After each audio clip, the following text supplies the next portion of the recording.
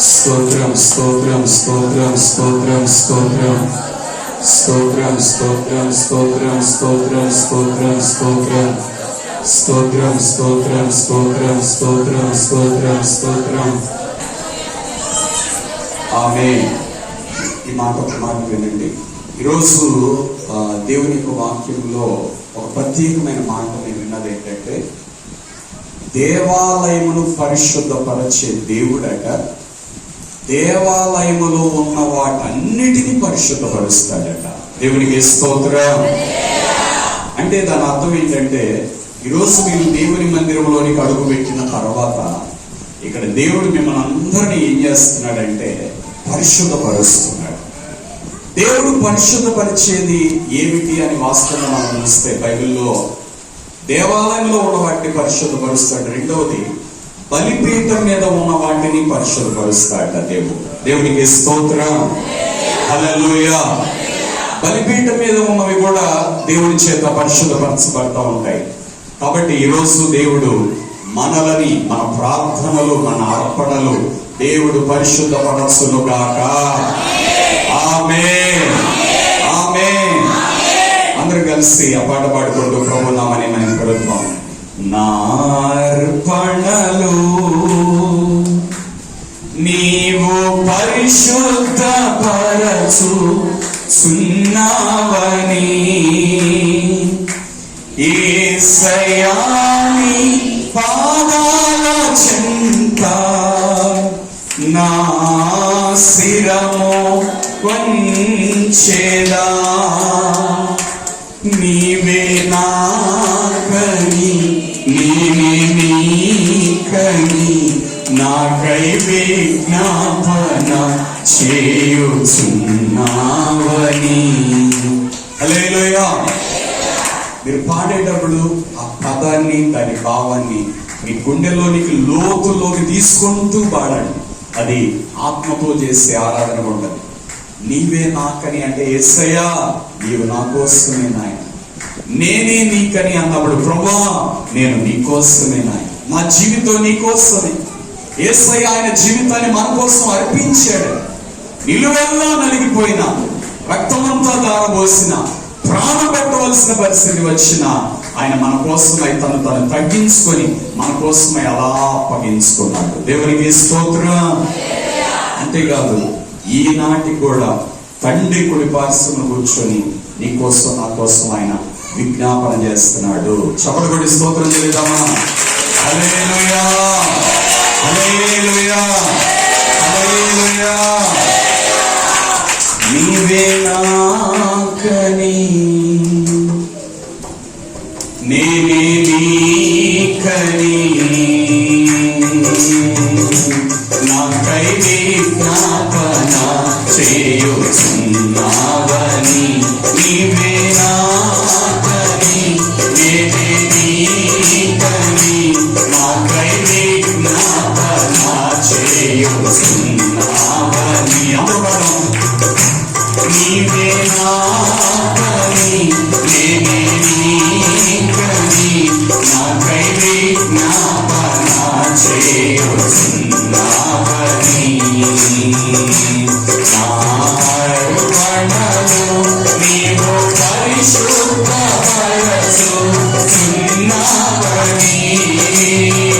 యేసయ్యా నీ పాదాల చెంత నా శిరము వంచెదా.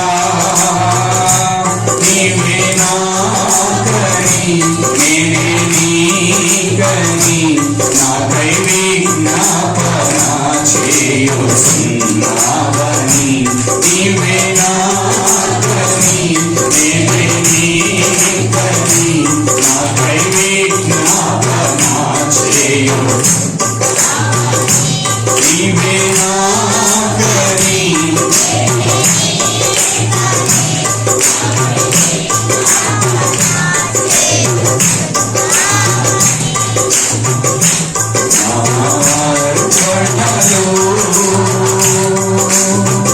ఆదరణే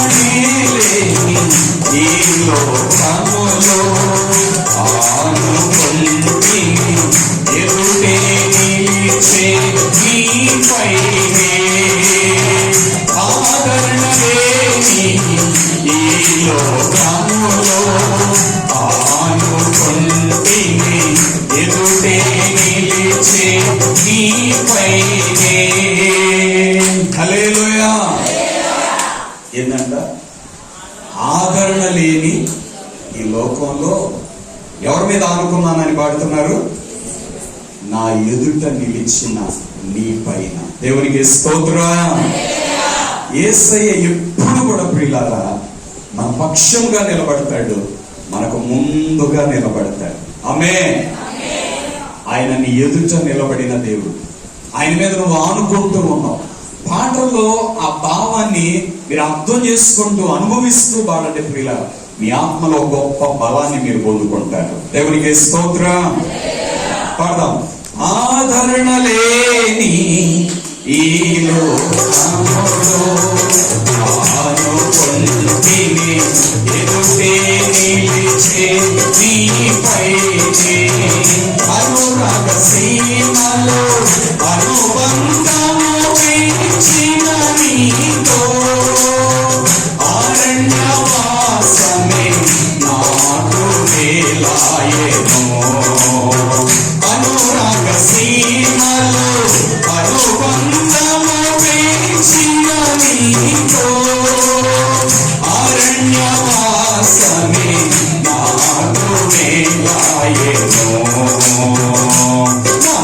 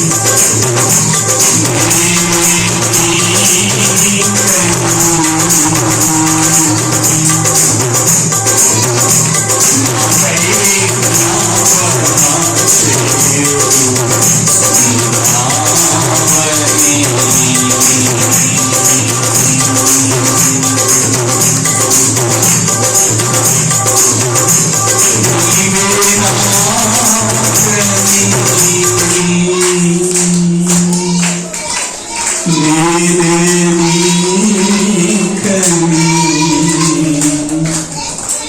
నాకై విజ్ఞాపన చేయుచున్నావని నీవే నాకని నేనే నీకని నాకై విజ్ఞాపన చేయుచున్నావని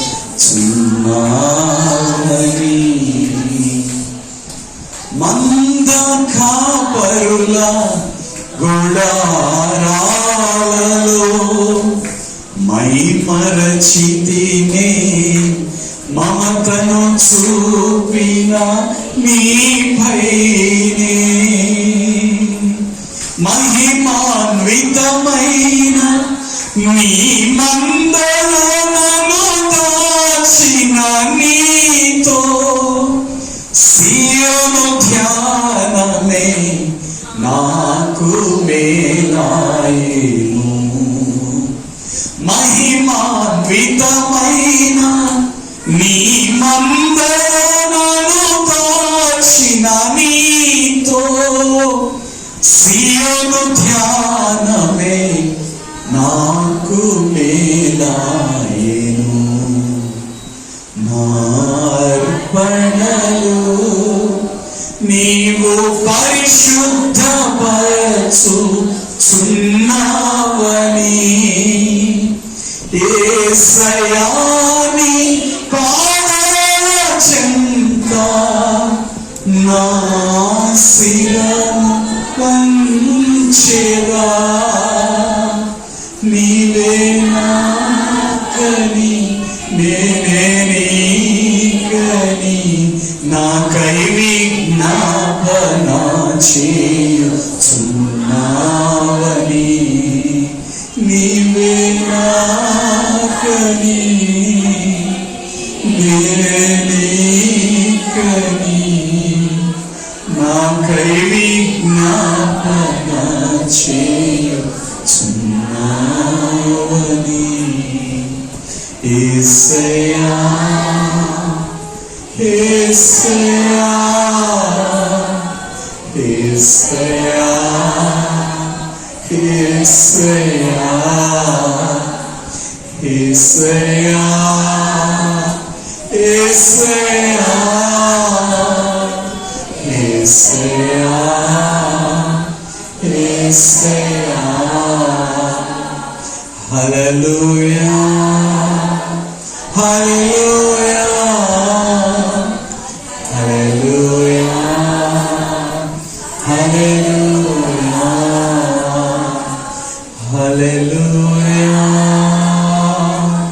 హల్లెలూయా హల్లెలూయా హల్లెలూయా. తండ్రి నీకు వందనాలు, స్తోత్రం. యేసయ్యా మీకు స్తోత్రం స్తోత్రం స్తోత్రం. నీ కృప చేత మమ్మల్ని నడిపిస్తున్నావు. నీ రెక్కల నీడలో మమ్మల్ని భద్రపరచావు. నీ హస్తపు నీడలో మమ్మల్ని దాచావు.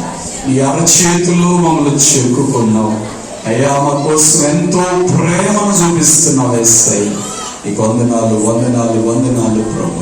అయ్యా ఏమిచ్చి నీ రుణం ఎంత తీర్చలేవున్నాయి. మమ్మల్ని ఎంతో ప్రేమించావు. మా కోసం నీ రక్తం అంతా కాచావు. మా కోసం నీ ప్రాణాన్ని బలిగా ఇచ్చావు. అయ్యా మా కోసం మరలా తిరిగి రాబోతున్నారు నాయన. అయ్యా మీరు మా జీవితంలో ఎన్నో మేలులు చేశారు. అయ్యా మమ్మల్ని ఎంతో ప్రేమించారు. మేము నమ్మతగని వారమైనా మీరు నమ్మతగిన దేవుడిగా ఉన్నారు నాయన. మా జీవితంలో ఎన్నోసార్లు మీరు నమ్మతగిన దేవుడిగా ఉన్నావు నాయన. ఇలా చేపట్టుకుని నడిపిస్తున్నావు తండ్రి. నీకు వందనాలు వందనాలు వందనాలు, స్తోత్రాలు స్తోత్రాలు స్తోత్రాలు యేసయ్యా. తండ్రి నీకు స్తోత్రాలు స్తోత్రాలు స్తోత్రాలు. సర్వోన్నతుడా నీకు స్తోత్రం స్తోత్రం.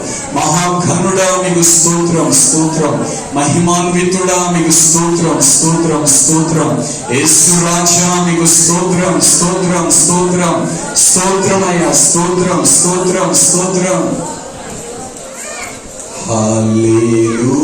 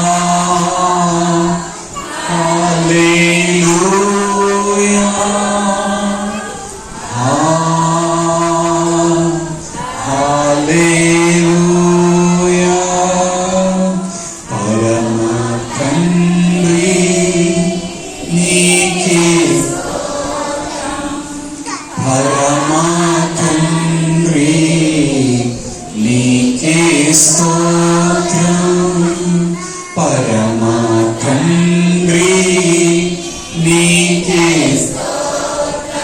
అందరూ పరమా తండ్రి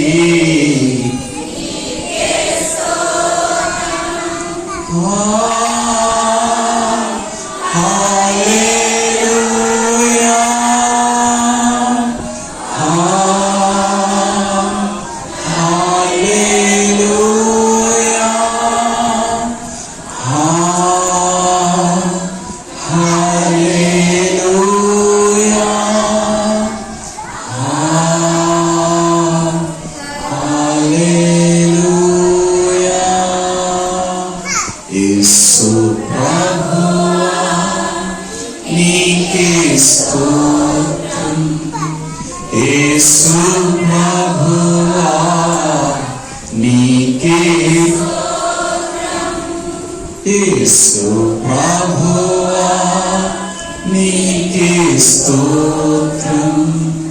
యేసు ప్రభువా నీకే స్తోత్రం. హల్లెలూయా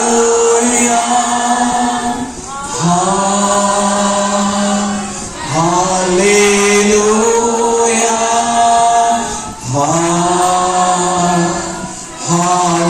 హల్లెలూయా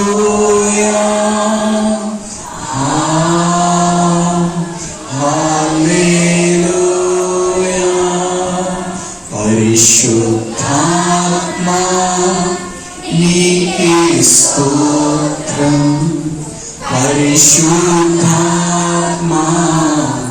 నీకే స్తోత్రం.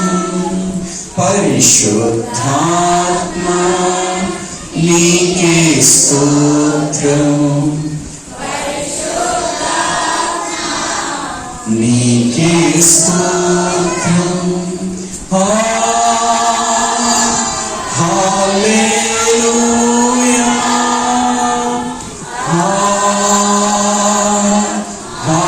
హల్లెలూయా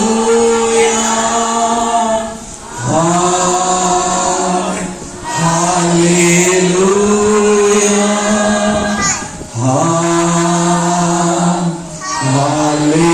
హల్లెలూయా. ప్రేమ కలిగిన మా తండ్రి, కృప కలిగిన మా ప్రభువా, మీకు స్తోత్రం. ఉదయకాల సమయంలో ఈ రీతిగా నేను స్తుతించి ఆరాధించే కృప మాకందరికీ మీరు ఇచ్చినందుకు మీకు స్తోత్రం ఉన్నాయి. స్తోత్రములు చెల్లిస్తున్నాము తండ్రి. ఇప్పటి వరకు మీరు తోడున్నారు. మా ఆరాధనంతా మీకు సమర్పిస్తున్నాం. మమ్మల్ని అందరినీ పరిశుద్ధపరచండి. నీ రక్తంలో కడగండి నాయన, శుద్ధి చేయండి అయ్యా. నీతిమంతులుగా పరిశుద్ధులుగా అయ్యా నీ ఎదుట యోగ్యులుగా నిలబడి కృపను మాకు దయచేయండి. మమ్మల్ని అందరినీ దర్శించండి ప్రభు. మా పాపములు మా అవిధేయతలు క్షమించండి. మా దోషములు మీ రక్తంలో కడిగి వేయండి ప్రభు.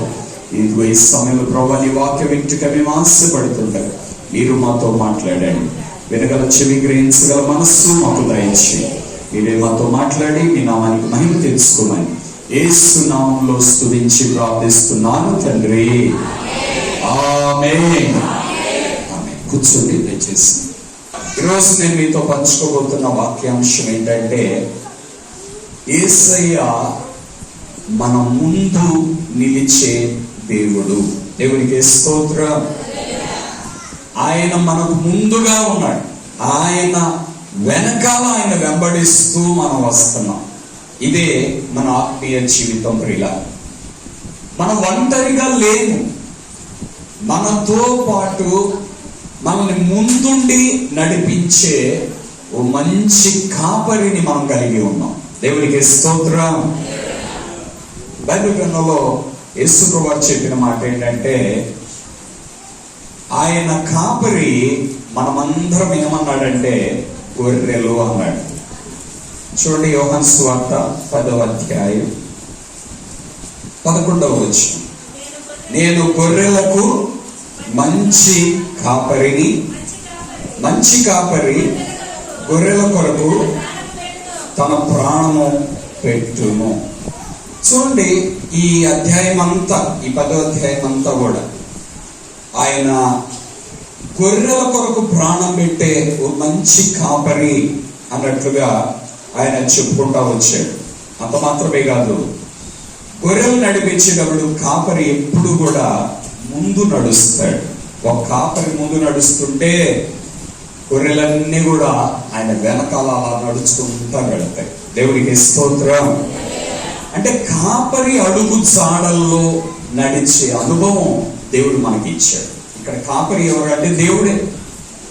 యేసయ్య నడిచిన అడుగు జాడల్లో మనం ఆయన్ను వెంబడించే భాగ్యాన్ని ప్రభు మనకి ఇచ్చాడు. ఇక్కడ ఇంకో అద్భుతమైన ఒక మాట చెప్తాడు చూడండి. 10వ అధ్యాయము 3వ వచనం నుండి చదువుదాం. 3వ వచనం అండి. అంటే కాపరికి ద్వారపాలకుడు తలుపు తీయును, గొర్రెలు అతని స్వరము వినును, అతడు తన సొంత గొర్రెలను పేరు పెట్టి పిలిచి వాటిని వెలుపలకి నడిపించును. ప్రాముఖ్యమైన మాట ఈ 4వ వచనం చదవండి.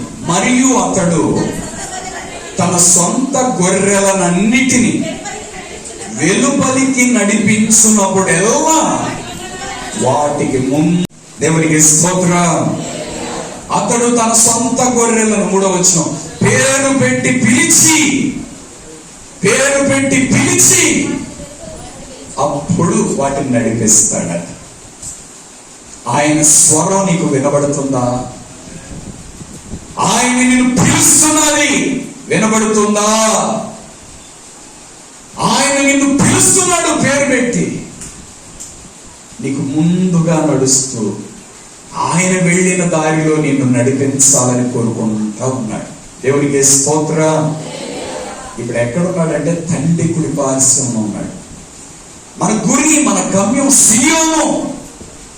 ఈ లోకంలో ఉన్నాం, కానీ ఒక రోజు రాబోతుంది ఈ లోకాన్ని విడిచిపెట్టేస్తాం. మనం అందరం మహామహిమలో ఉంటాం. ఇందాక మనం పాడటం కాడ చక్కని వచనం, మహిమాన్వితమైన నీ మందలో నన్ను దాచిన నీతో. ఈ భూలోకంలో కాపరి గొర్రెలన్నిటికీ మామూలు కాపరి, మన కాపరి స్పెషల్ కాపరి. దేవునికి స్తోత్రం. ఎట్లాగో చెప్పనా, మన కాపరి ఎలాంటి వాడంటే గొర్రెలకు మేత పెట్టి నీళ్లు పెట్టి అందరితో వదిలేట్లా మహిమనిస్తున్నాడు. దేవునికి స్తోత్రం. పునరుద్ధాన శక్తిని ఇస్తున్నాడు, మహామహిమనిస్తా ఉన్నాడు. హల్లెలూయా. తేజరిల్లుతాం అంతే.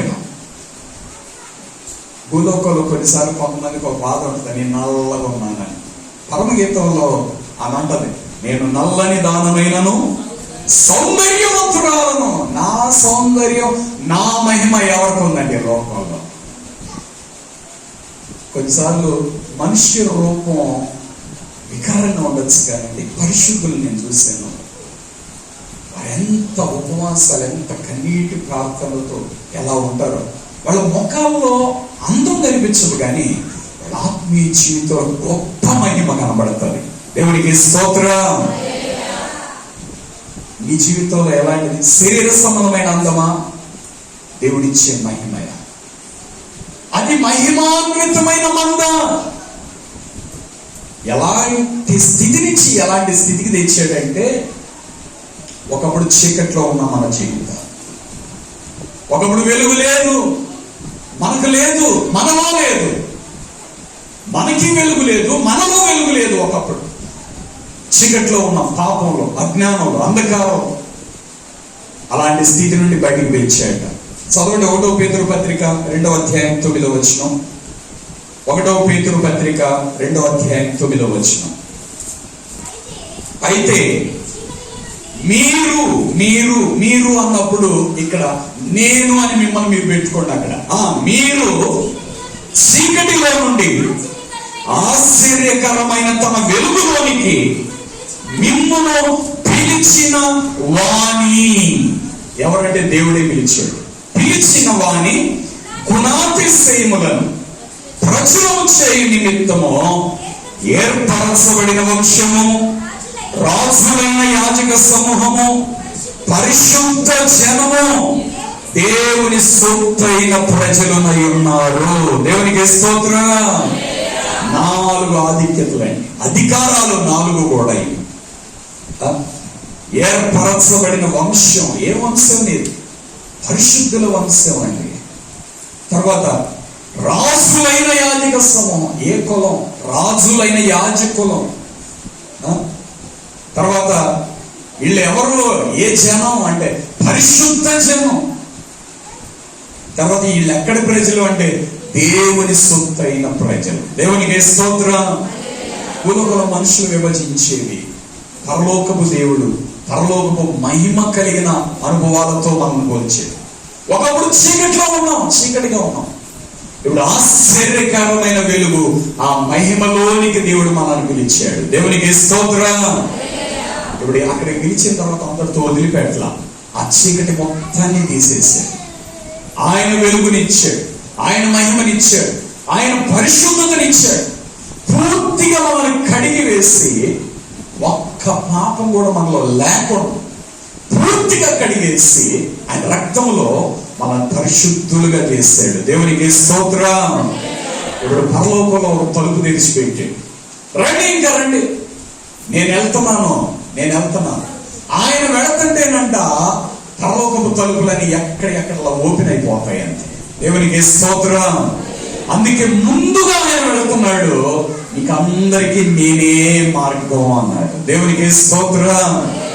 ఆత్మీయ జీవితంలో దేవుని బిడ్డ, నీ అడుగులు పడుతున్నది ఎటో తెలుసా?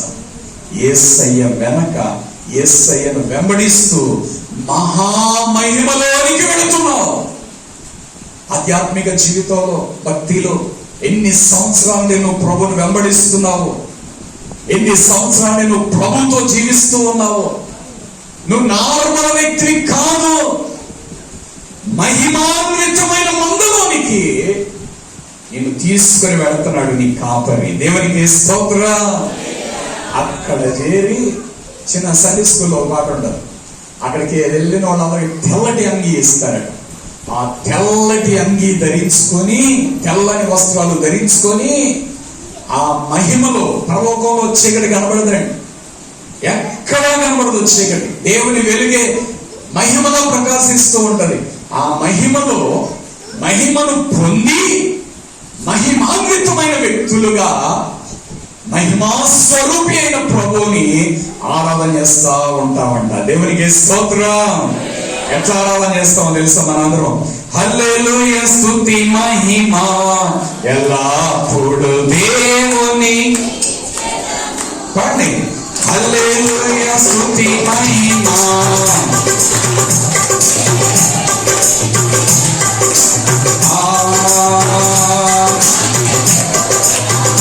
హల్లెలూయా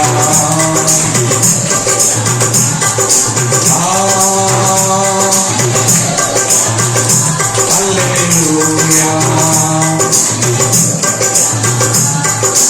హల్లెలూయా.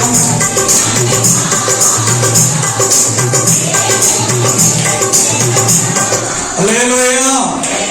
పరలోకంలో పరిశుద్ధులందరూ కలిసి, దేవదూతలు కలిసి అలా ప్రభుని ఆరాధన చేస్తూ ఉంటే, ఇప్పుడు ఇందులో ఈ పాట పాడిన వాళ్ళు ఎంతమంది ఉన్నారు? ఒకసారి చేయొద్దండి. పాట లేదు అన్నవాళ్ళు ఎంతమంది? పాట రాకపోతే నేర్చుకోండి. రేపు మన ప్రభుని ఆరాధించాలి కదా. అందుకే మన క్రైస్తవ పాటలన్నీ 2 సార్లు ఉంటాయి. ఒకసారి పాడేవాళ్ళు పాడినా రెండోసారి మీరు పాడాలి. పరలోకంలో దేవదూత అంటే ఒకరు, ఆహా ఈ దేవుడు ఎంత గొప్ప దేవుడు అంటే పరిశుద్ధుడు అంటారంట ఒక్కసారి.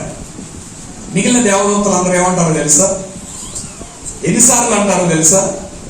పరిశుద్ధుడు పరిశుద్ధుడు పరిశుద్ధుడు అంటారు. ఎన్నిసార్లు? నేను అన్నాను నిన్న.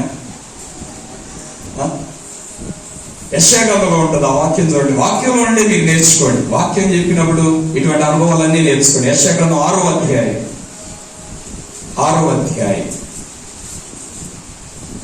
యెషయా గ్రంథం 6వ అధ్యాయం.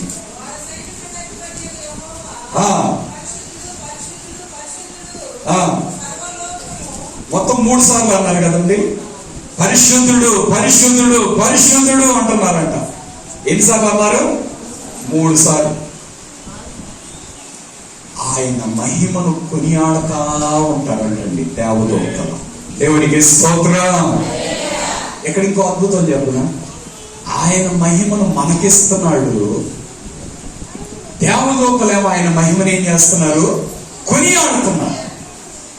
కొనియాడబడుతున్న ఆ మహిమ ఎక్కడుందంటే మనలో ఉంది. అందుకే ఆయన కృపా సత్య సంపూర్ణుడిగా మన మధ్య నివసించెను.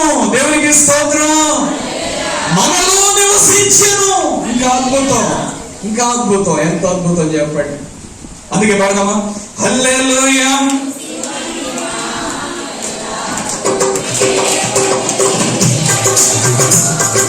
హల్లెలూయా, స్తుతి మహిమ ఎల్లప్పుడూ.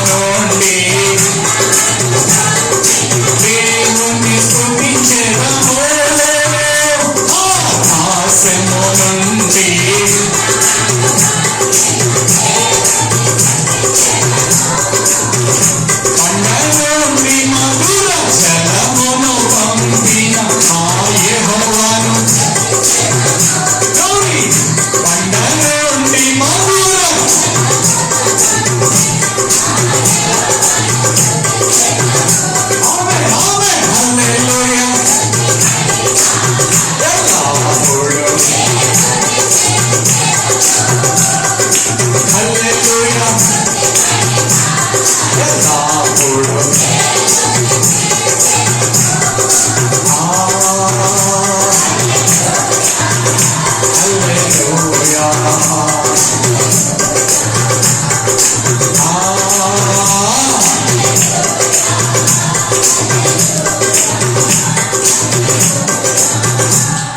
హల్లెలూయా అని ఎన్నిసార్లు అన్నారు ఇప్పుడు?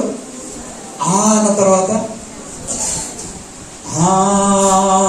హల్లెలూయా,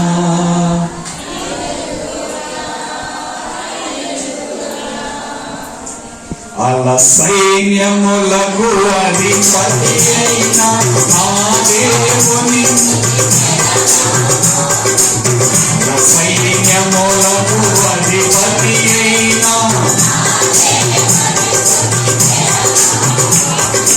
అలసంద్రములను దాటించిన ఆ యెహోవాను, అలసంద్రములను దాటించిన ఆ యెహోవాను. హల్లెలూయా, స్తుతి మహిమ ఎల్లప్పుడూ దేవుని. హల్లెలూయా, స్తుతి మహిమ.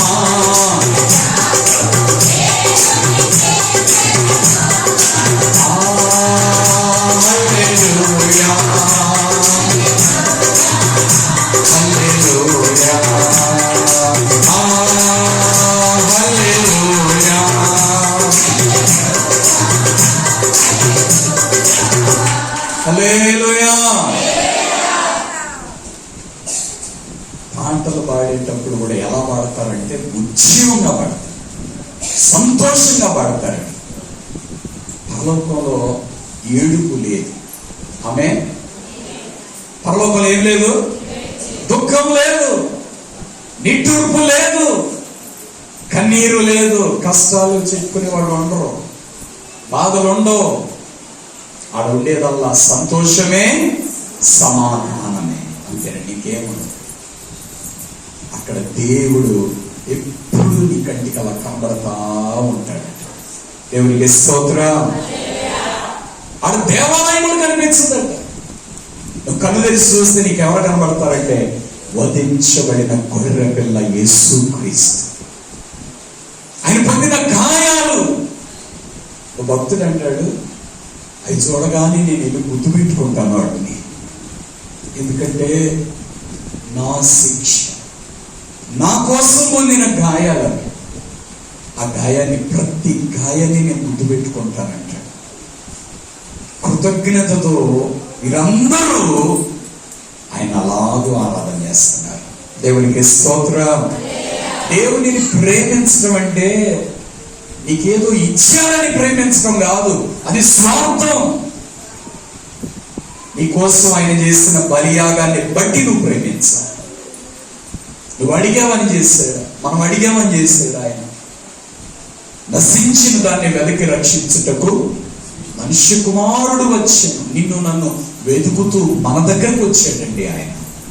వచ్చిన ఆయన మనం విడిచిపెట్టాల, కాపరిగా తోడుండి వెంట పెట్టుకుని నడిపించుకుంటూ తీసుకెళ్తున్నాడు మనల్ని. దేవునికి స్తోత్రం.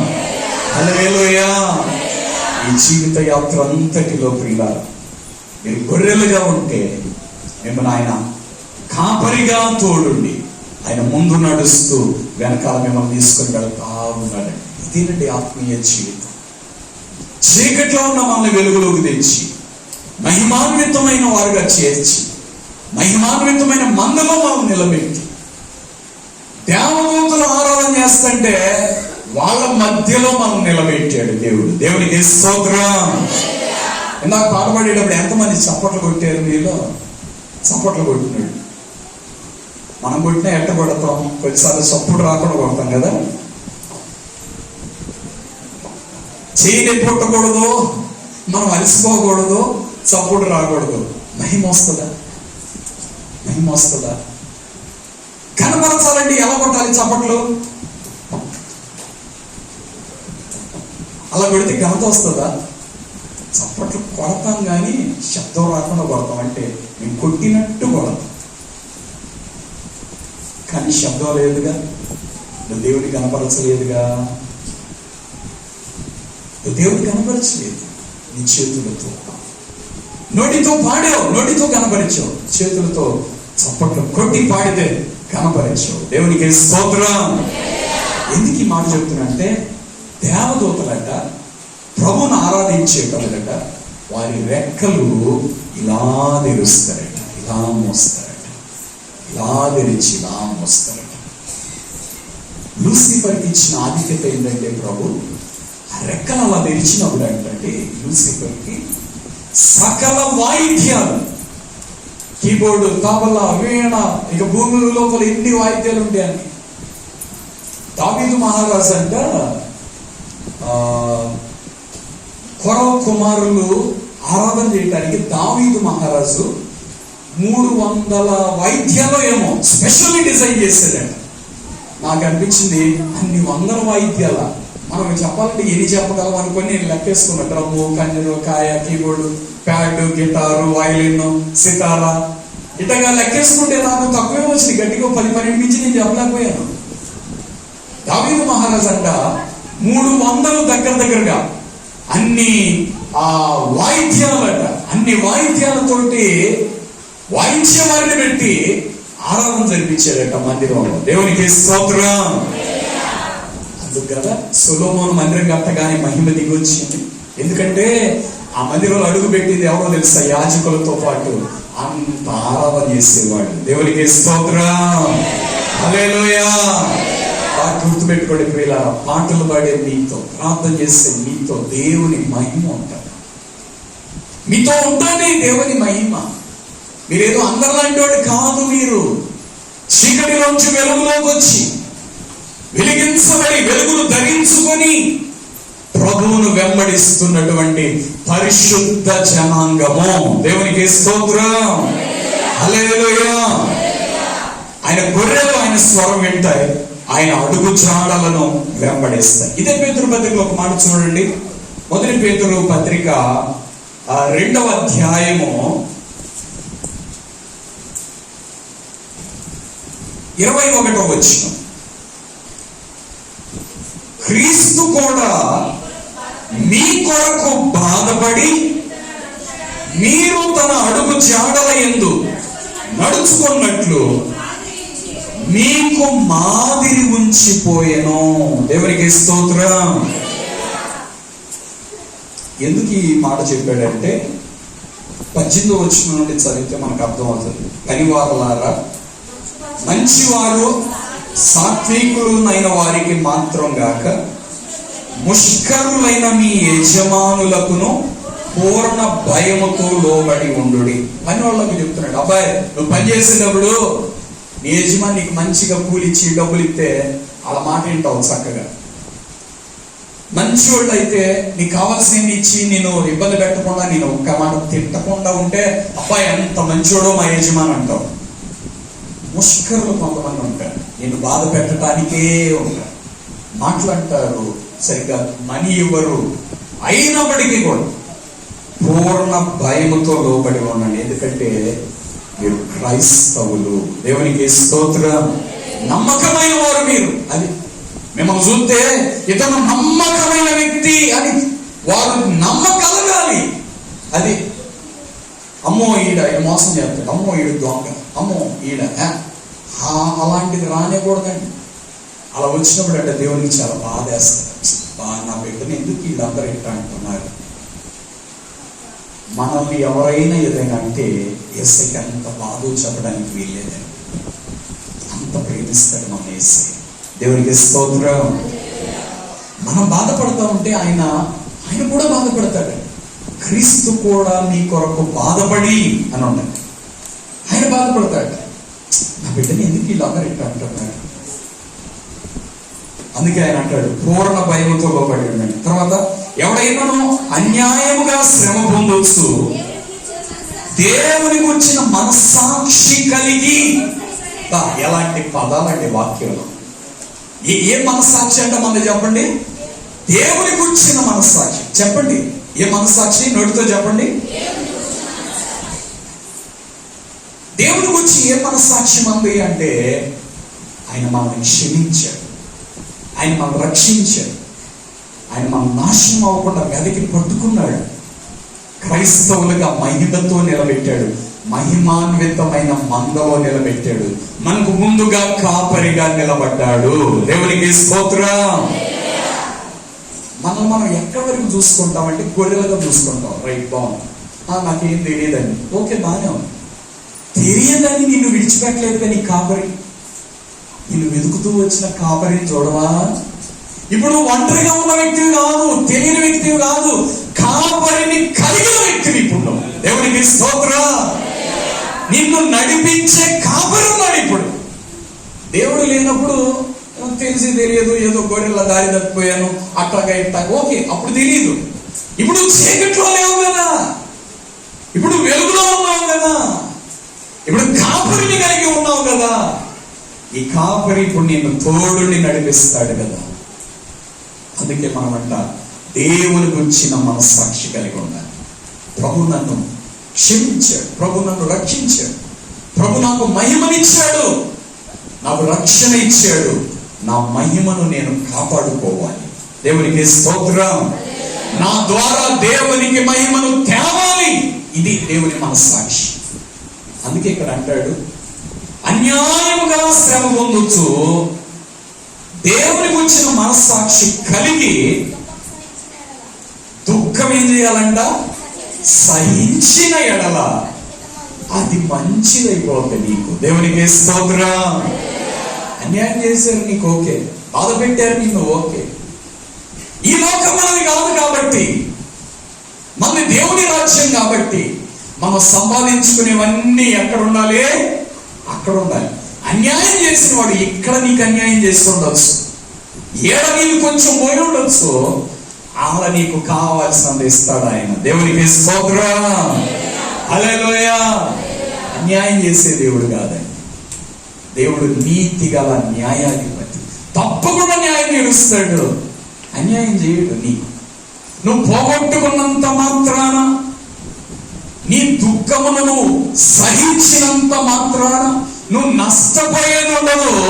నీ దగ్గర నుంచి వాడు తీసుకునేది ఎంతే, ఆయన నీకు ఇచ్చేది ఎంత ఉంటుంది. దేవునికి స్తోత్రం. భూమికి ఆకాశం ఎంత ఎత్తుకుందో మిమ్మల్ని గురించి నా ఆలోచనలు, నా ఉద్దేశాలు అంత ఉన్నతంగా ఉన్నాయి అంటాడు ప్రభు. ఇంత మంచి కాపరి నీ ముందు నిలబడి నిన్ను నడిపిస్తున్నాడు. దేవునికి స్తోత్రం. హల్లెలూయా. ఆయన్ని నడిపిస్తున్నాడు కాబట్టి ఇప్పుడు దేవునికి వచ్చిన మనస్సాక్షి కలిగి దుఃఖం ఏం చేయాలంట? సహించాలి. అన్యాయం ఏం చేయాలి? సహించాలి. సహించాలా వద్దా? తప్పిదములకై దెబ్బలు తినినప్పుడు మీరు సహిస్తున్నాను, ఓర్చుకుంటున్నాను అంటే మీకేమి గాను? తప్పు చేసి శిక్షను అనుభవిస్తూ నేను ఓర్చుకుంటున్నాను అంటే నువ్వు చేసిన తప్పు ఎవరిది? నీ తప్పు లేకుండా ఓర్చుకుంటున్నావా? అయితే నీకు మెప్పు, మహిమ, ఘనత దొరుకుతుందట. దేవునికి స్తోత్రం. అటువంటి వాళ్ళ కోసం 7వ వచనం చదవండి, 6వ వచనం నుండి చదువుదాం. ఇందువల్ల మీరు మిక్కిలి ఆనందించుతున్నారు. 1వ అధ్యాయం 6వ వచనం. సారీ. కానీ అవసరమును బట్టి నానా విధములైన శోధనల చేత ప్రస్తుతంలో కొంచెం కాలం మీకు దుఃఖము కలుగుతున్నది. నశించిపో సువర్ణము అగ్ని పరీక్ష వలన శుద్ధపరచబడుతున్నది కదా, దానికంటే అమూల్యమైన మీ విశ్వాసము ఈ శోధనల చేత పరీక్షకు నిలిచినదై యేసుక్రీస్తు ప్రత్యక్షమైనప్పుడు మీకు మెప్పును, మహిమయు, ఘనతయు కలగడానికి కారణమైపోతుంది. దేవునికి స్తోత్రం. ఇప్పుడు చెప్పండి, ఆడు తిట్టాడని నేను తిడతానంటే ఇవన్నీ ఈ కావాలా వద్దా? దేవుని గురించిన మా సాక్షి కలిగి జస్ట్ కొద్దిసేపు అట్లా మౌనం, కొద్దిసేపు మౌనం పడతారు. గొప్ప గొప్ప గొప్ప ఆశీర్వాదపు ఆ వర్షం నీ మీద దేవుడు కృపణిస్తాడంటే, ఆకాశ వాకిళ్ళు తెరుస్తాడంటే నేను దీవించమని. దేవునికి స్తోత్రం. మన చేయగలదా? దేవుని చేయగలదా? మనం పోగొట్టుకున్నప్పుడు కూడా శత్రువు మనిషిని మన దగ్గర తీసుకుంది, కానీ మనకి ఇచ్చేది ఎవరు? దేవుడు. ఆయన చేయి పెద్దది కదా. సో నువ్వు తప్పు చేసి నీ తప్పు ఉన్నప్పుడు నేను ఓర్చుకుంటున్నానంటే నీకు కనపడ.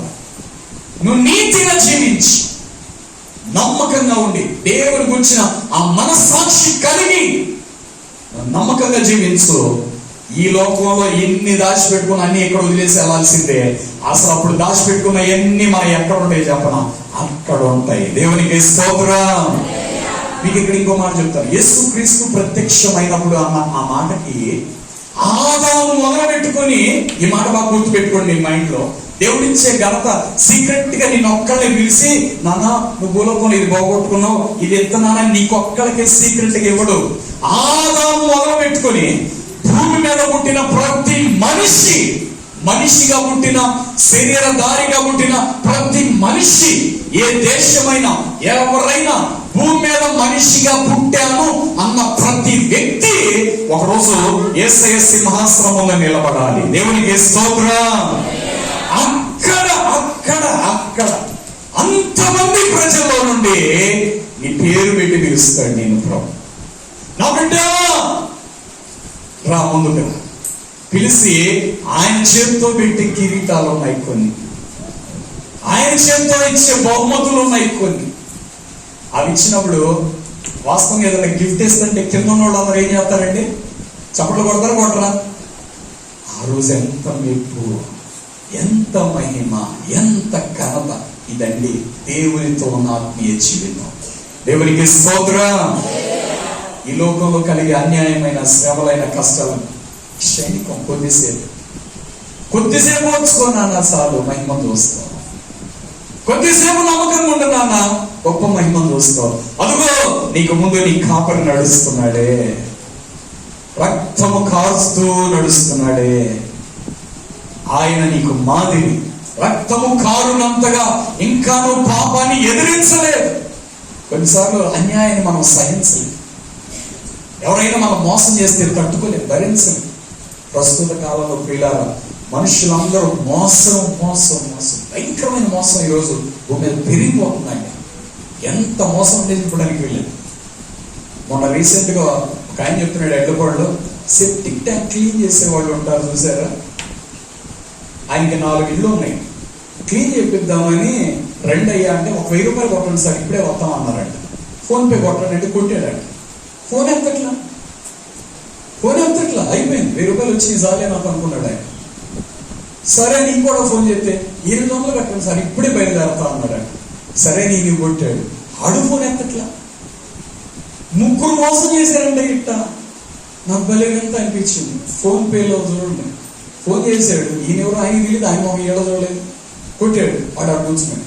4 ఆయన ఫోన్ చేసి నువ్వు వస్తే నువ్వు ఎంత అడిగి తను ఎత్తా నువ్వురా అంటే ఆయన అన్నమాట, నువ్వు డబ్బులు కొడితేనే వస్తా అంటున్నాడు.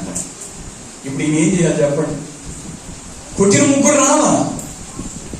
భూమి మీద అన్యాయం పెరిగిపోతుందండి, అక్రమం పెరిగిపోతుంది. కారణం భూమి నాశనానికి దగ్గర అవుతుంది. విశ్వాసులారా, దేవుని బిడ్డలారా, ఇది ఒక హెచ్చరికలు. మనకేంటో తెలుసా? ప్రభు త్వరలో రాబోతున్నాడు. ఆమేన్. యేసు క్రీస్తు ప్రత్యక్షత త్వరలో రాబోతుందంటే ఆయన 2వ రాకడలో వచ్చినప్పుడు తీర్పు తీర్చడానికి వస్తున్నాడు, రక్షించడానికి కాదు. మొదటి రాకడలో వచ్చినప్పుడు గొర్రె పిల్లగా వచ్చాడు, రక్షించడానికి. అందరి కోసం ఆయన బలియాగం చేశాడు, క్షమించాడు మొదటి రాకడలో. 2వ రాకడలో క్షమించడానికి కాదు, తీర్పు తీర్చడానికి ప్రత్యక్షం అవబోతున్నాడు. భూమి మీద పాపం పెరిగిపోతుంది, అక్రమం పెరుగుతుంది, అనేకుల ప్రేమ చల్లారిపోయాయి. ఈరోజు ఒకరికొకరికి ద్వేషాలే ఎక్కువైపోతున్నాయి, కక్షలు ఎక్కువైపోతున్నాయి, ప్రేమ అనేది తగ్గిపోతుంది. ప్రియుల కనిపించట్లేదు, కనుమరుగైపోతుంది. ఇలాంటి దినముల్లో విశ్వాసిగా నిన్ను పరిశీలించుకో. ప్రభు ఎదుట నిలబడుతున్న సమయంలో నువ్వు ఎటువంటి మెప్పులు తెచ్చుకోబోతున్నావు నీ జీవితాన్ని బట్టి. వాళ్ళెట్ట వీళ్ళెట్ట అని సాటును మాట్లాడబాకండి. సాటును మాట్లాడితే అంట మిద్దెల మీద ప్రకటించబడతాయి. ఆ రోజు ఘోర అవమానం అని ఆయన పిలుపుతాడంట. పిలిచి యేసు ప్రతి వ్యక్తిని పిలిచినప్పుడు గ్రంథాలు విప్పబడతాయట. జీవ గ్రంథం అనే పేరు విప్పబడుతుందట. ఫస్ట్ దాంట్లో పేరు చూస్తాడట. మారు మనసు పొందావా? బాప్తిసం పొందావా? ప్రభుకు నమ్మకంగా జీవిస్తున్నావా? పాపం ఏమి అంటకుండా నీ పరిశుద్ధతను కాపాడుకున్నావా? మహిమాన్వితమైన మనలో చేరే అర్హత నీకు ఉందా అని జీవగ్రంథంలో చూసి పేరు చూసి ఆల్రైట్ ఈ బిడ్డ అక్కడికి వెళ్లాల్సిందని తీర్పులోనికి రాక మరణంలో నుండి మీరు జీవములోనికి దాటి వెళ్ళిపోతారంట. దేవునికి స్తోత్రం. వీళ్ళు వెళ్ళిపోతారు. ఆ తర్వాత మిగిలిన వాళ్ళందరూ ఉంటారు. వాళ్ళందరినీ పిలిచినప్పుడు గ్రంథములు విప్పబడేను అని ఉంటుందండి ప్రకటన గ్రంథం. ఆ గ్రంథాలు ఏంటో తెలుసా? నువ్వు పుట్టింది మొదలుకొని నీ పేరు మీద రాయబడిన గ్రంథమే. నువ్వు మాట్లాడిన ప్రతి మాట ఆడుంటుంది. విమర్శ దినమున వ్యర్థమైన ప్రతి మాటను గురించి నువ్వు దేవుడికి లెక్కప్ప చెప్పాలి. దేవుడు అడుగుతాడు. నీకు నాలుగు ఇచ్చింది ఎవరు? దేవుడే. ఆరోగ్యం ఇచ్చింది ఎవరు? దేవుడే. ఇచ్చాడు కదా అని వదిలేట్లా లెక్క అడుగుతాడు. ఆయుష్యం ఇచ్చింది దేవుడు, లెక్క అడుగుతాడు. ఆరోగ్యం ఇచ్చింది దేవుడు, లెక్క అడుగుతాడు. అవయవాలు ఇచ్చింది దేవుడు, లెక్క అడుగుతాడు. నీ కళ్ళు ఇచ్చింది దేవుడు, లెక్క అడుగుతాడు. లెక్క అడుగుతాడు. ఆ రోజు ఏం లెక్క అప్పచెప్పాలి? ప్రభువా నీకోసం నేను కాపాడుకున్నాను, నేను స్తుతించాను, నేను గణపరిచాను మనం చెప్పగలమా? అలా చెప్పగలిగితే అక్కడ మెప్పు, మహిమ, ఘనత దొరుకుతుంది. దేవునికి స్తోత్రం. హల్లెలూయా. అందుకే పాటలు పడేటప్పుడు చప్పట్లు కొట్టండి, కొట్టండి, కొట్టండి అన్న. నా ఇష్టం, నా చేతులను కూర్చున్నారు అనుకోండి, కూర్చో. చేతులు ఇచ్చినోడు అడుగుతాడు, నా బిడ్డ నా సన్నిధి కూర్చున్నారు, చప్పట్లు కొట్టలేదు ఎందుకు? ఎంత కామకూడదండి. ఆ రోజు గద్దింపుతో ఉంటుంది. దేవుని స్వరం అంట పిడుగులు పడ్డట్టు ఉంటుందంట. కాపు వచ్చినప్పుడు అడుగుతారే అలా ఉండదంట. ఆ రోజు లెక్క అడిగే రోజు. ఆ రోజు దేవుని ఎదుటి మనం నిలబడలేము. ఇంకోటి చెప్తున్నాను ప్రియుల, సీక్రెట్ గా ఉన్నాయని కూడా ఒక వీడియో రూపంలో మొత్తం టెలికాస్ట్ చేయగలరు. అలా కనబడుతుందంట మన లైఫ్. ఏది నేను చేయలేదని చెప్పలేము, నేను అనలేదని చెప్పలేము, నాకు తెలియదని దానికి కుదరదు. భూమి ఆకాశాన్ని సాక్షులుగా పెట్టాడు దేవుడు. యెషయా గ్రంథం 1:2 చూడండి. ఆకాశమా ఆలకించుము, భూమి. ఎవరితో మాట్లాడుతున్నాడు దేవుడు? చదవండి ఒకసారి. యెషయా గ్రంథం 1:2 యెహోవా మాట్లాడుచున్నాడు. ఆకాశమా ఆలకించుము, భూమి చెవియొక్కుము. నేను పిల్లలను పెంచి గొప్పవారిగా చేసి తిని వారు నా మీద తిరగబడ్డారా? ఎద్దుకి తన కామము తెలుసు, గాడిదకి సొంత వారి దొడ్డి తెలుసు.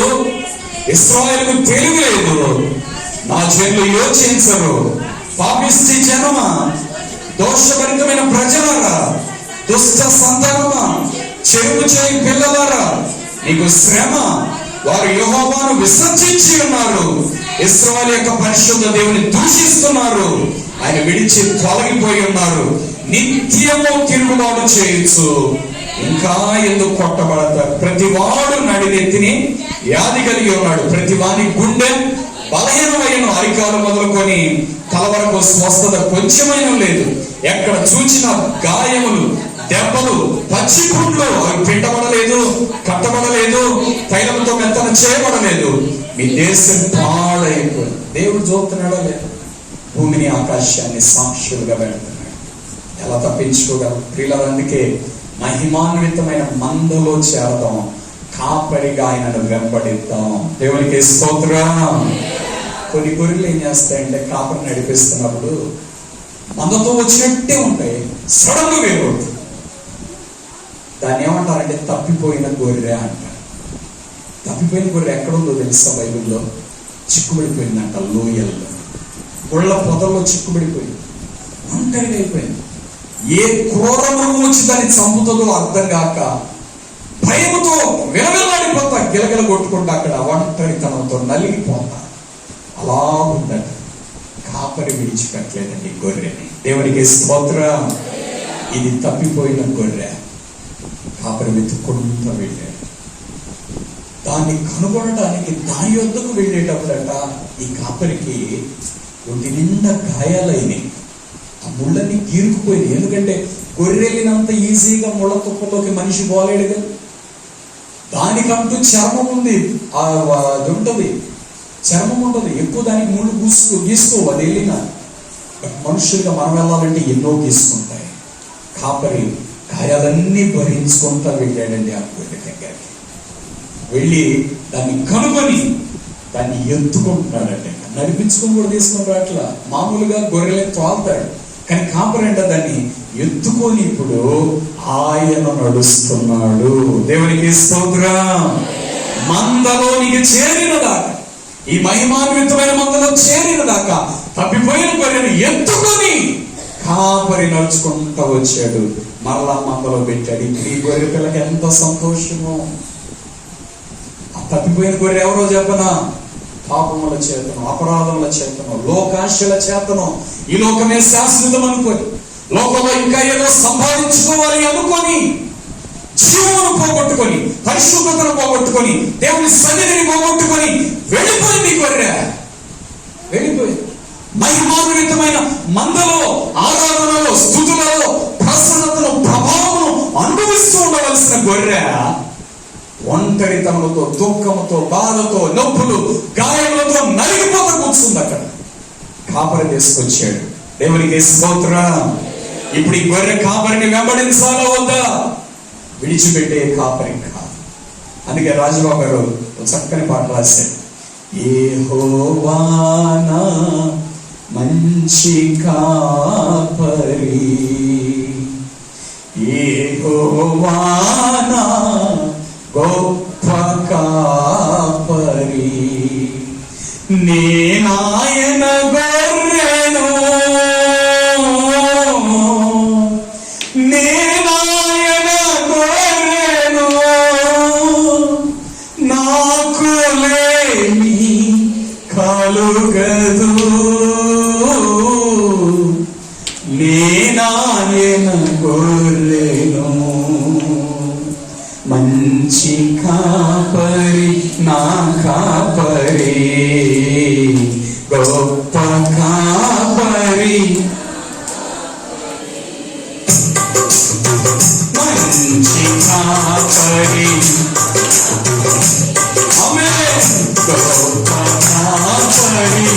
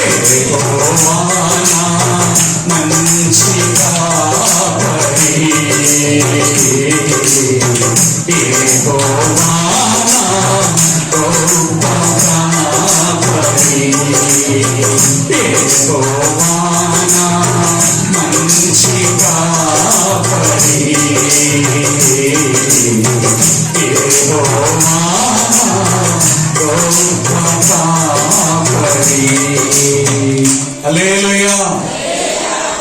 ఈ పాట రాసిన రాజబాబు గారు ఒకప్పుడు ఆయన జీవితం ఏంటంటే భయంకరమైన త్రాగుబోతాడు. బస్సు ఎక్కుతాడట, దాంట్లో ఎక్కడ సారాయి దుకాణం కనబడితే అక్కడ ఆగి ఫుల్గా తాగాడు పడిపోతాడట. తాగడం పడిపోవటం ఇదే ఆయన జీవితం. చదివింది పెద్ద చదువు, మామూలు చదువు, ఎంఏ, పెద్ద లిటరేచర్, మంచి జాబ్, మంచి శాలరీ, కావాల్సిన డబ్బులు అవుతాయి. కానీ జీవితంలో సంతోషం లేదు, మారు మనస్సు లేదు, రక్షణ లేదు. ప్రభు హృదయంలో లేకపోతే చాలా ప్రమాదం ప్రియుల. ఆ జీవితం ఇలాగే ఉంటుంది. త్రాగి త్రాగి త్రాగి త్రాగి తన ఆరోగ్యం పోయింది, తన జీవితం అంతా. అందరూ ఎంతో ఎన్ని అవమానించినా అవన్నీ మాకు పడటం. సారాయి కొట్టు కనబడిందంటే ఎవరడం, తాగడం, పడిపోవడం ఇదే ఆయన జీవితం. పెళ్ళయింది, పిల్లలు ఉన్నారు. సడన్ గా ఒకరోజు దేవుడు దర్శించాడు. దేవునికి స్తోత్రం. ఒకరోజు దేవుని వాక్యం చేత పట్టబడి రక్షించబడి త్రాగుడు విడిచిపెట్టేసి నేను ప్రభుని వెంబడిస్తాను అంటే వాళ్ళ ఆవిడ అన్నంట, నోరు మూసుకో, యేసు ప్రభు కావాలో నేను కావాలో తెలుసుకో అన్నాడు. నువ్వు యేసు ప్రభుని విడిచిపెట్టకపోతే నేను నీతో ఉండను అన్నాడు. పిల్లలు, చిన్న పిల్లలు, నువ్వు లేకపోయినా పర్లేదు కానీ అమ్మా, తప్పిపోయిన గొర్రెను నేను, గాయపరచబడ్డాను, గాయాలైని నన్ను వెదకి వచ్చి ఎత్తుకున్నాడు, కాపాడాడు, నేను ఆయన విడిచిపెట్టలేను. నువ్వు లేకపోయినా పర్లేదు అని ఒంటరిగా అలాగే ఆయన లాస్ట్ వరకు జీవించాడు. లాస్ట్ వరకు కూడా ఆయన భార్య రాలేదు ఆయన భార్య అలాగే జీవించాడు ప్రభు కోసం. కానీ అబ్బా, రాజబాబు గారు అంటే ఈరోజు తెలియని తెలుగు క్రైస్తవుడు లేడు. దేవునికి స్తోత్రం. ఆయన రాసిన పాటే, కొండలలో, లోయలలో, అడవులలో, ఎడారులలో, కొండలలో,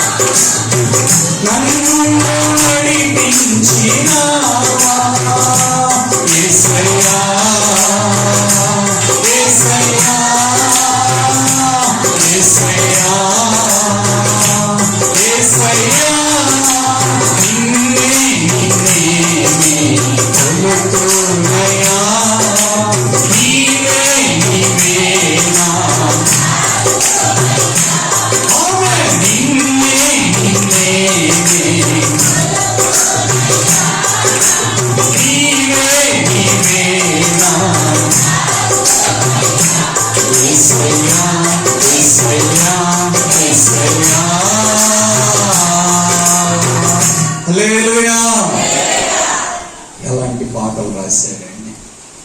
అంతే కదండి, ఆయన ముఖం ఎప్పుడు తెల్లగా దగ్గర ప్రకాశిస్తూ ఉండేది.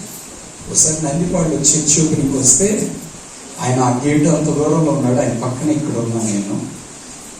మన కరెంట్ షాక్ ఎలా కొడుతుందో అక్కడ నుంచి ఆయనలోంచి ఆ పవర్ నన్ను అలా పడతా ఉంది. నాకు ఆ సెన్స్ ఉంది, దేవుని సన్నిధి గ్రహించే ఆ సెన్స్ ఉంది. నిలబడితే ఆయన అక్కడ నిలబడితే కరెంట్ షాక్ లా కొడుతుంది. ఎంత మహిమ కలిగిన దైవజనం. దేవుడిచ్చే మహిమ అంత గొప్పది ప్రియుల. దేవుని ప్రభావం అంత గొప్పది. దాన్ని పొందుకునే భాగ్యాన్ని దేవుడు మనకి ఇచ్చాడు. ఆమేన్. క్రైస్తవ జీవితం చాలా విలువైనది. మీరు కృపలో అంతకంతకు ఎదగాలి, కృప వెంబడి కృపను పొందుకోవాలి. మహిమ నుండి అధిక మహిమకు మీరు వెళ్ళాలి. అందుకే ప్రభు మిమ్మల్ని నడిపిస్తున్నాడు. దేవునికి స్తోత్రం. భూలోక సంబంధమైన కాపరి ముందు నడిపిస్తా పచ్చిక గల చోట్లకు నడిపిస్తాడు. పచ్చని పచ్చిక, ఎండిపోయింది పెట్టాడండి కాపరి గొర్రెకి, పచ్చని పచ్చిక పెడతాడు. శాంతికరమైన జలముల యొక్కకు నడిపిస్తాడు. వడిగా ప్రవహించే నీళ్లు ఆ గొర్రెలు తాగలేవు, చూస్తే కంగారు పడిపోతాయి. అందుకని నిమ్మడంగా మన నీళ్ళ దగ్గరికి తీసుకెళ్తాడు. అక్కడ గొర్రె ఆ నీళ్లలో తన ప్రతిబింబాన్ని చూసుకుంటా అలా త్రాగుతా ఉంటుంది. ఇది కాపరి గొర్రెలు నడిపించే అనుభవాలు ప్రియుల, అవి ఆనందిస్తూ ఉంటాయి. అవి అలా నడిపిస్తున్న దేవుని మనం కలిగాం. మన జీవితంలో ఈ కాపరి వాక్యం అనే జీవాహారం మనకి ఇస్తున్నాడు. దేవునికి స్తోత్రం. హల్లెలూయా. శాంతికరమైన జలములు కాదు, జీవ జలములు ఇస్తున్న కాపరి మన కాపరి. ఆమేన్, ఆమేన్. జీవ జలములు నీ హృదయంలో నీలో ఊరేడి ఒక ఊటగా చేస్తున్నాడు. సమరయ స్త్రీతో అన్నాడు, అమ్మా రోజు వస్తున్నావు ఈ బావి దగ్గరికి, రోజు వచ్చి నీళ్లు తీసుకొని వెళ్తున్నావు, నన్ను అడిగమ్మా నేను నీకు జీవజలాలు ఇస్తాను అంటే, అయ్యా నేను ఇంత దూరం రాకుండా రోజు ఇంత కష్టపడకుండా అయ్యి నాకు ఇయ్యయ్యా అని అడిగినా, ఇయ్యయ్యా అని అడిగినా. వెంటనే ఆయన అన్నాడు, ఇంత కానీ వెళ్ళి నీ భర్తను పిలుచుకోనరా. పాపం హృదయంలో ఉంటే ఈ జీవజలం తాగటం నీకు కుదరదు, నీకు ఇవ్వటం కుదరదు. నువ్వు వెళ్ళి నీ భర్తను పిలుచుకోనరా అనేటప్పుడు కావాలి, నాకు భర్త లేడు. అప్పుడు ప్రభు చెప్పాడు, నిజమే చెప్పావు, నీకు భర్త లేడు. ఇప్పుడున్నోడు నీ భర్త కాదు, భర్త కాని వాడితో ఉంటున్నావు. లోకం అనుకుంటుంది ఏదో ఆయనతో ఉన్నాడని, కానీ వాడు నీ భర్త కాడు. అమ్మాయి చెప్తుంది, ప్రభు కూడా చెప్తున్నాడు, ఇప్పుడున్నవాడు నీ భర్త కాడు. మరలా ఇంకో మాట, నీకు 5 పెనిమిట్లు ఉండేవి, 5 మంది ఉన్నారమ్మా నీకు. ప్రభు చూస్తున్నాడండి జీవితాన్ని, 5 ఉన్నారు నీకు. జీవజలములు కావాలంటే విడిచిపెట్టురా. ఆమె అక్కడే విడిచిపెట్టేసింది. దేవునికి స్తోత్రం. ఊర్లోకి వెళ్ళి ఏం చెప్పిందో తెలుసా, నేను చేసినవన్నీ నాతో చెప్పిన వాణి మీరు వచ్చి చూడండి. అదండి రక్షణ జీవితం అంటే. జీవజలం దాగినోడు గమ్మున ఉండలేడు. నేను చేసినవన్నీ చెప్పాడు.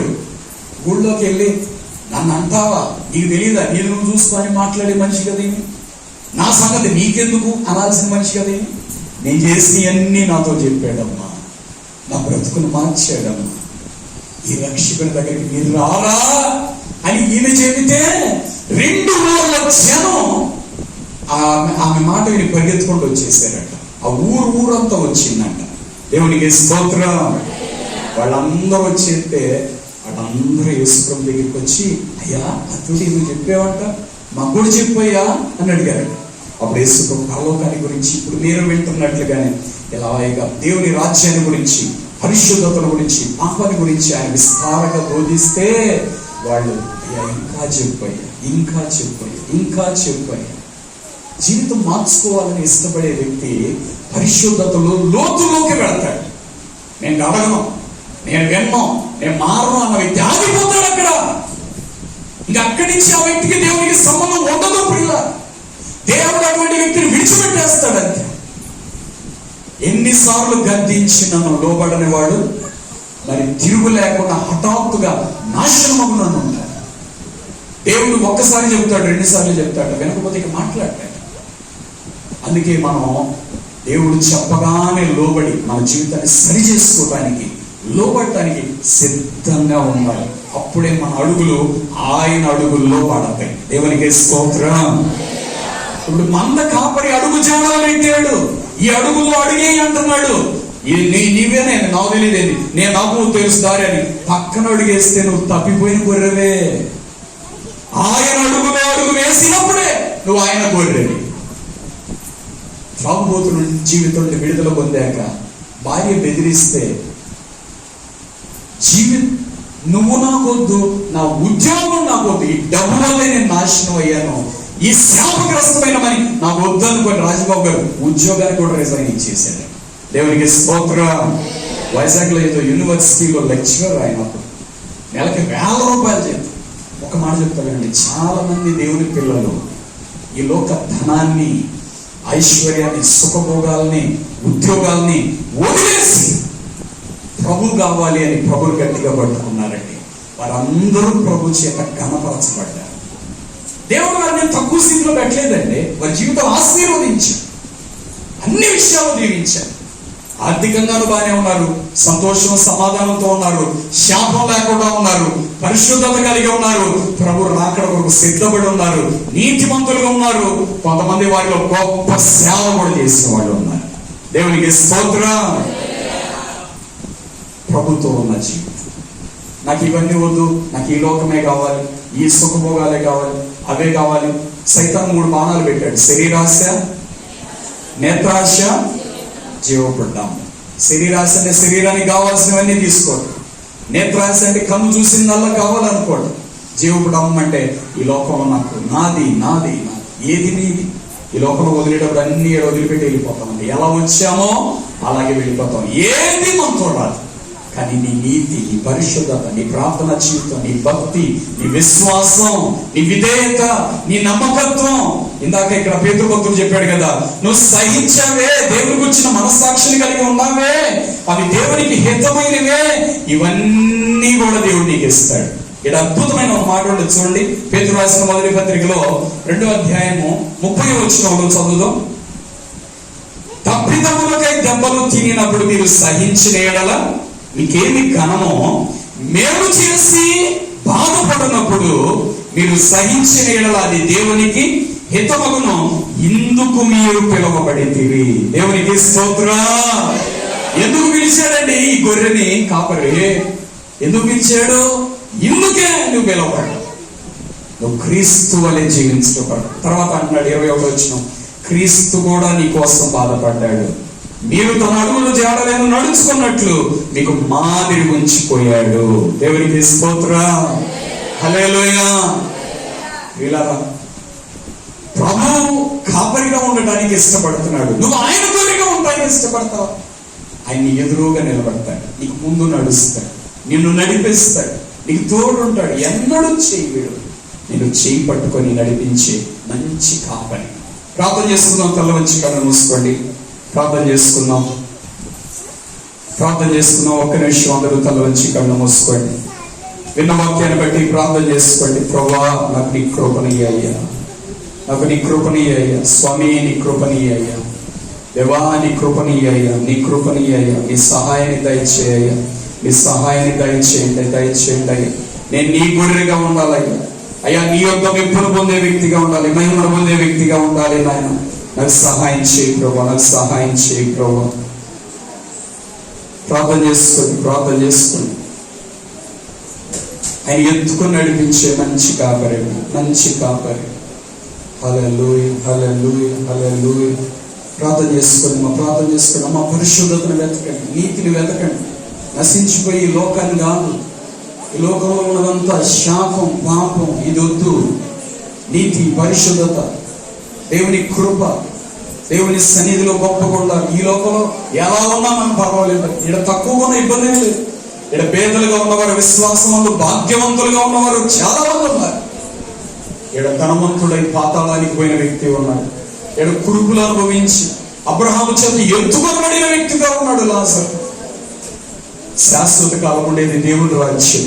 ఈ లోకం అశాశ్వతమైన. ఇక్కడ ఎప్పుడు మనం కన్ను మోస్తాం మనకు తెలియదు. మన జీవితం అల్పమైనది, గడ్డి పువ్వు లాంటిది, నీటి బుడగ లాంటిది. ఇక్కడ ఎప్పుడు ఆరిపోతుందో, ఎప్పుడు పగిలిపోతుందో తెలియదు. శాశ్వతమైన దేవుని రాజ్యంలో మనం ఉంటున్నట్లుగా ప్రభు కొరకు నీతిని, పరిశుద్ధతను సంపాదించుకుని, ప్రభువా నీ కృప నాకు దయచేయి, నీ కృప నాకు దయచేయి, నీ సహాయాన్ని నాకు దయచేయి. ప్రార్థన చేసుకుని ఒక్క నిమిషం ప్రార్థన చేసుకుని దేవునికి విరోధంగా ఏమున్నాయో తీసేసుకుని. సమరయ స్త్రీ కొండను విడిచిపెట్టేసిందండి. అక్కడ నా భక్తికి కొండ ఆయన ఉంటే నాకు చాలు, ఆయన లేని కొండ నాకెందుకు, ఆయన కదా నాకు కావాలి. ప్రభు కావాలా, లోకం కావాలా? ప్రభుని సంపాదించుకోండి. ఆయన మంచి కాపరి, మంచి కాపరి.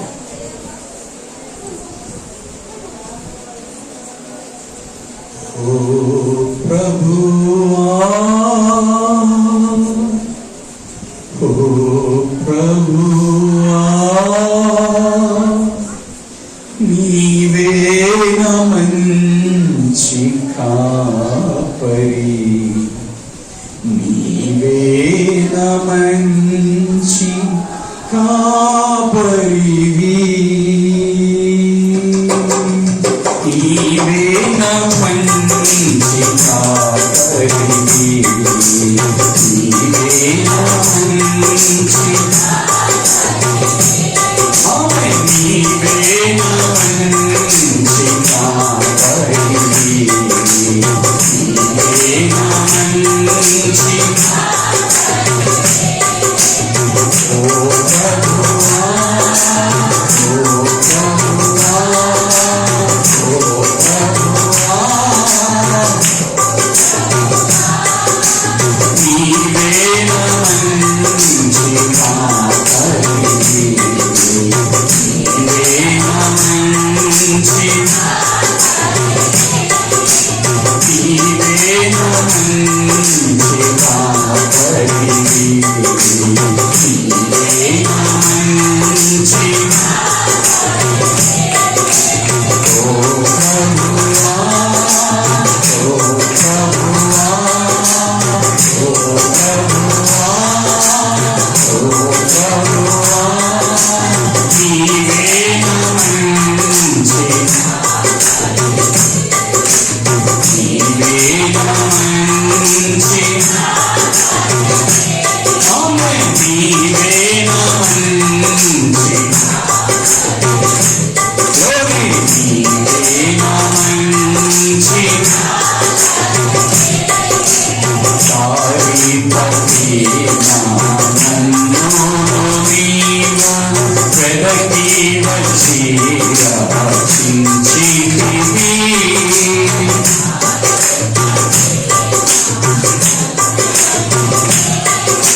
వెదకి వచ్చి రక్షించితివి నిత్య జీవము నిశ్చయ దేవా నిత్య జీవము నీవే నా మంచి నరకం నుండి నిత్య జీవము తీసుకొచ్చిన ఆయన మంచి కాపరి నీవే నా మంచి ఆమేన్ నీవే నా మంచి ఓ ప్రభువా ఓ ప్రభువా నీవే నా మంచి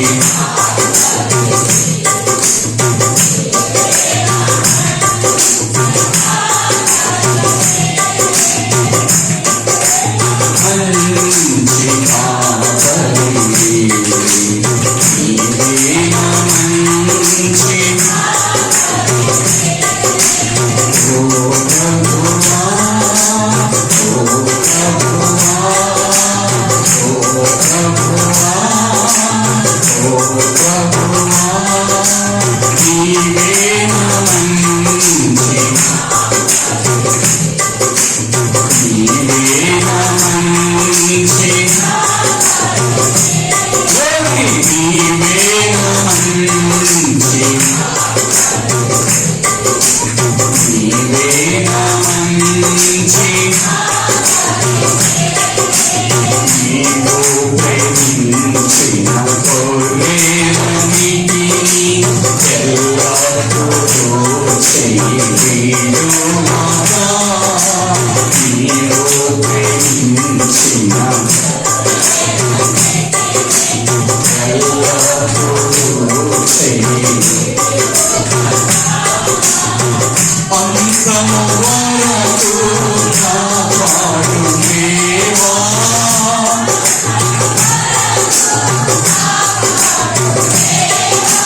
నీవే నా మంచి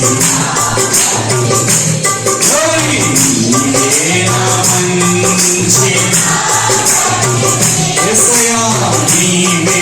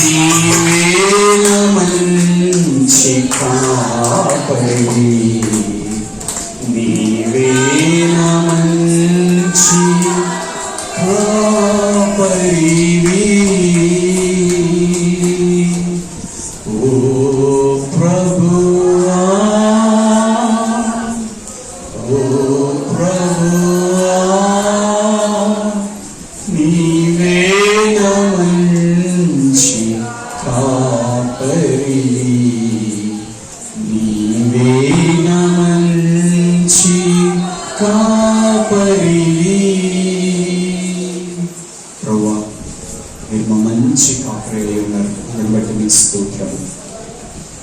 ఇది చేసిన ఎన్నో ఉపకారములను బట్టి నీకు స్తోత్రం. ఒంటరి అయిన మమ్మల్ని వెలికి రక్షించావు, నీ మందలో చేర్చావు, చీకట్లోంచి వెలుగులోకి పిలిచావు, నీ మహిమను మాకు ఇచ్చావు, నీ కృపలో మమ్మల్ని భద్రపరిచావు. ఈ రీతిగా నీ ఆలయములు పరిశుద్ధ ఆలయంలో చేరి నీ పరిశుద్ధుల మధ్యలో నిలవబడి అయ్యా నిన్ను ఆరాధించే గొప్ప భాగ్యాన్ని మాకు ఇచ్చావు. ఏమిచ్చి నీ రుణమైతే నేను తీర్చలేదు. మా కోసం ఎంతో త్యాగం చేశావు. నువ్వు చేసిన బలియాగం అంతటిని బట్టి స్తుతిస్తున్నాము స్వామి. నీ కృపలో మమ్మల్ని భద్రపరచండి. అంతవరకు నమ్మకస్తులుగా చేయండి. ఎత్తబడిన వాక్యాన్ని మీరు కట్టి ఫలింపచేయండి. చెల్లించి మా ప్రియులందరినీ దీవించున్నాను. యేసు నామములో స్తుతించి ప్రార్థిస్తున్నాను తండ్రి. ఆమేన్. అందరూ ఒకసారి గట్టిగా దేవునికి స్తోత్రం చెప్దాం. హల్లెలూయా, హల్లెలూయా, హల్లెలూయా. ఈరోజు ఆరాధన ఎంతమందికి సంతోషంగా అనిపించింది? ఒకసారి గట్టిగా చేతులెత్తి దేవునికి స్తోత్రం చెప్దామా? హల్లెలూయా. నాకైతే ఇంకా అసలు ఆపబుద్ధి కాదు. ఆ జీవజలం ఇవాళ ఫుల్గా దొరుకుతుండటం, దేవుని సన్నిధిలో గడుపుతూ ఉంటే అలాగ దినం. జీసీ బెవింగ్టన్ అని ఒక దైవజనుడు ఉన్నాడు. ప్రార్థన చేసుకోవటానికి ఆయన చెట్టు త్వరలోకి గడ్డి కిందకి దూరతాడట. అడిగిన ఎన్ని రోజులు ఉంటాడు ఇక ఆయన తెలియదట. ఒక్కోసారి వారం 2 వారాలు కూడా అక్కడే ఉండి ప్రార్థనలో ఉంటాడట. దేవుని సన్నిధిని అనుభవిస్తే ఎవరు విడిచిపెట్టలేదు. దేవునికి స్తోత్రం. ఆయన ఆత్మతో నింపబడి ఆ ఆరాధన చేస్తే, ఎందుకంటే ఇదే నిత్య జీవంలో పరలోకంలో మనం చేసేది. ఇక్కడి నుంచి అలాంటి అనుభవాన్ని కానీ మనం కలిగి ఉంటే మన జీవితంలో అదే గొప్ప ధన్యత. ఆమేన్, ఆమేన్. దేవుడు ఆ కృపను మనకు దయచేయును గాక. మీ ప్రేమపూర్వక కానుకలు చెక్ ద్వారా లేక డిడి ద్వారా లేక ఆన్లైన్ ట్రాన్స్ఫర్ ద్వారా మాకు పంపించుటకై మా account number 115894442996, state bank of India, IFSC code SBIN 002122. అలాగే మీ ప్రేమపూర్వక కానుకలు గూగుల్ పే ద్వారా, ఫోన్ పే ద్వారా, అలాగే పేటిఎం ద్వారా కూడా మాకు పంపించవచ్చును. మీరు మాకు పంపించుటకై మా ఫోన్ నంబర్స్ 9346892569, మరి యొక్క నంబర్ 8886667676. అలాగే మీరు మమ్మల్ని సంప్రదించుటకై మా చిరునామా pastor M. John Wesley, door number 59-3-444, Redla Bazar, పాత గుంటూరు, గుంటూరు. Pin number 522001. మీ ప్రార్థన అవసరతలు మాకు తెలియపరచుటకై మా ఫోన్ నంబర్స్ 8866667676, మరి యొక్క నంబర్ 7075159777.